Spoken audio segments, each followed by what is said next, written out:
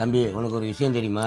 என்ன விஷயம்? ஆட்டோ ஓட்டுறான்ல பாண்டி, அம்மா அவன் பொண்டாட்டி பெயிண்ட் அடிக்கனோட ஓடி போயிட்டா. அப்படியா? பெயிண்ட் மட்டும் கிடையாது, கொஞ்ச நாளாவே அதே தான் வேலையா தெரியுதா. நீனு அந்த பக்கம் போனேன்னு வச்சுக்க, கண்ணா செஞ்சா குறிச்சு போயிடுவா. பார்த்து கொஞ்சம் நீனு கொஞ்சம் தாங்க நடத்துக்க. அப்ப எங்க உட்காந்து என்ன பேசிக்கிட்டு இருக்கிய?